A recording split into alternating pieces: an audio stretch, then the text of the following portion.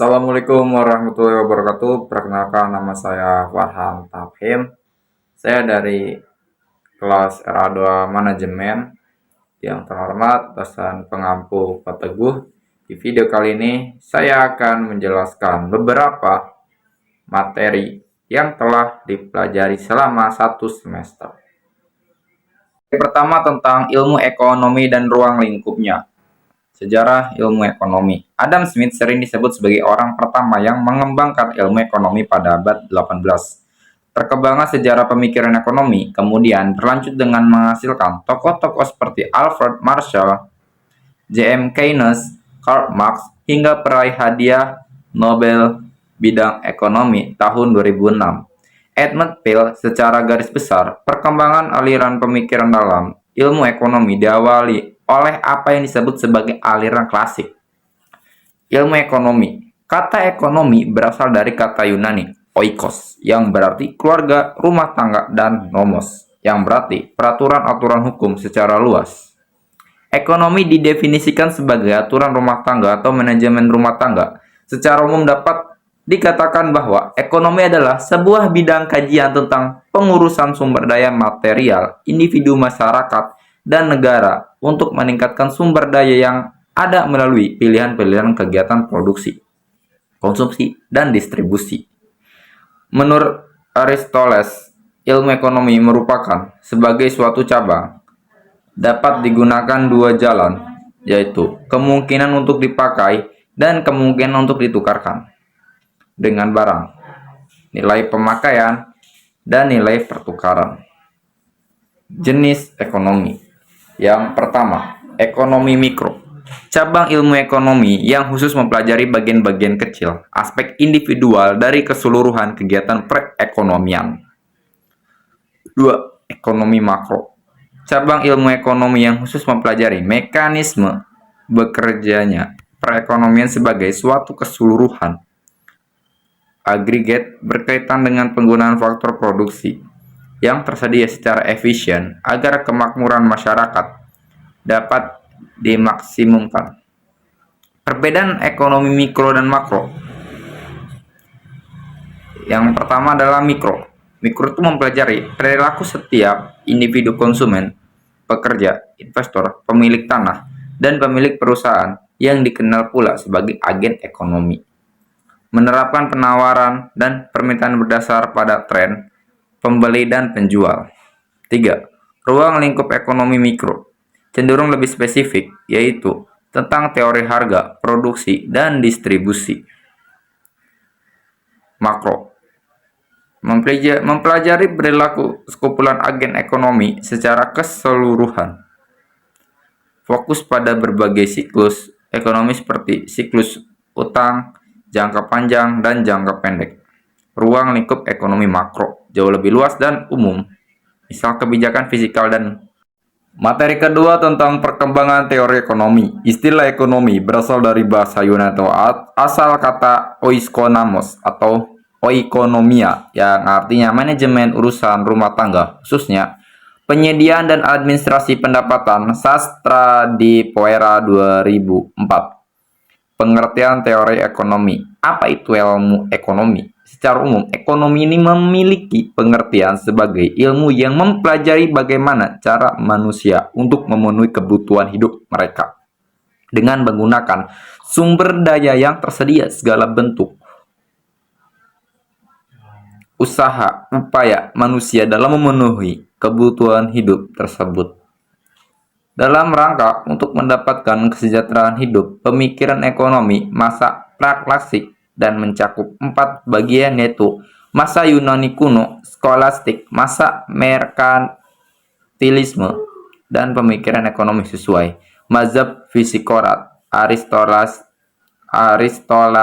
adalah yang pertama kali memikirkan tentang interaksi ekonomi dan membedakan di antaranya antara yang bersifat alami atau tidak alami. Perkembangan teori ekonomi. Ilmu ekonomi publik, ilmu ekonomi moneter, dan juga ada yang namanya ilmu ekonomi industri. Tujuan ilmu ekonomi untuk mencari pemahaman mengenai hubungan dari berbagai peristiwa ekonomi yang terjadi. Hubungan yang dimaksud dapat bersifat kausal maupun fungsional, faktor yang mempengaruhi teori ekonomi. Yang pertama ada yang namanya sumber daya manusia, sumber daya alam, kemajuan iptek.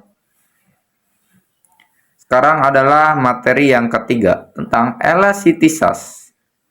Permintaan dan penawaran. Elastisitas adalah perbandingan perubahan proporsional dari sebuah variabel dan variabel lainnya. Dengan kata lain, elastisitas mengukur seberapa besar kepekaan atau reaksi konsumen terhadap perubahan harga pada suatu barang atau jasa. Elastisitas permintaan hukum, permintaan di mana jika suatu harga barang menjadi naik, maka kuantitas suatu barang akan menjadi turun. Dan apabila harga suatu barang turun, maka kualitas barang tersebut akan naik. Elastisitas permintaan adalah suatu pengukuran kuantitatif yang menunjukkan sampai di mana besarnya pengaruh perubahan harga terhadap perubahan permintaan. Ketika harga sebuah barang naik, jumlah permintaan terhadap barang tersebut biasanya menurun. Sedangkan semakin rendah harganya, semakin banyak benda itu dibeli. Faktor mempengaruhi elastisitas permintaan, yaitu ada yang namanya banyaknya barang pengganti. Selanjutnya ada materi keempat, pasar bebas dan kebijakan pemerintah. Pasar bebas adalah suatu kondisi jual beli yang ideal berdasarkan mekanisme penawaran dan permintaan tanpa terikat dengan kebijakan maupun sistem ekonomi suatu negara. Ciri pasar bebas. Semua sumber beserta alat produksi dapat bebas dimiliki dan diatur oleh semua pihak. Terdapat pembagian kelas-kelas pekerjaan dan pemilik modal dalam sistem perekonomian. Persaingan ketat antara perusahaan demi mencapai keuntungan sebanyak mungkin. Campur tangan pemerintah dalam mekanisme pasar semakin dibatasi atau bahkan tidak ada sama sekali. Pasar produsen bebas menentukan harga dan target pasar mereka. Dampak pasar bebas. Ada yang namanya dampak positif. Kegiatan ekonomi dalam pasar diatur diselaraskan dengan efisien. Pertumbuhan ekonomi yang teguh akan dapat diwujudkan. Pelaku kegiatan ekonomi diberi kebebasan untuk melakukan kegiatan ekonomi yang disukainya. Dengan adanya perdagangan bebas yang dilakukan oleh suatu negara, selain itu terjalin suatu hubungan internasionalnya semakin terbuka antar negara. Dan juga ada yang namanya dampak negatif. Apabila dalam sistem pasar bebas, pemerintah secara sempurna lepas tangan, maka kebebasan yang tidak terbatas akan hadir. Kegiatan ekonomi tidak stabil dan tidak terjadi kepastian. Dan juga ada yang namanya dampak negatifnya itu seperti sistem mekanisme pasar bebas akan memunculkan kekuatan monopoli yang dapat menimbulkan kerugian bagi semua pihak kecuali pihak yang melakukan monopoli. Nah, dalam menyediakan beberapa jenis barang secara bersamaan, mekanisme pasar bebas tidak dapat melakukan secara efisien. Dan juga ada contoh pasar bebas.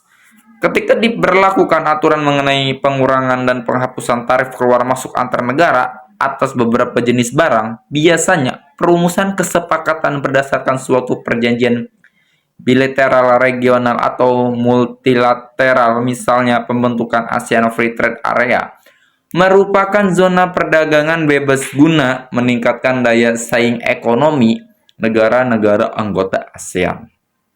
Selanjutnya itu ada materi kelima tentang kebijakan fiskal dan moneter. Kebijakan fiskal mencakup keputusan pemerintah tentang pengeluaran dan penerimaan dalam rangka pengaruh terhadap perekonomian. Nah, jenis fiskal meliputi keputusan terikat pajak, belanja pemerintah, dan pinjaman untuk mengelola pengeluaran dan penerimaan negara. Tujuannya fiskal itu memaksimalkan pertumbuhan ekonomi, mengandalkan inflasi, meningkatkan ketenagakerjaan, dan yang terakhir adalah materi yang keenam tentang perekonomian terbuka.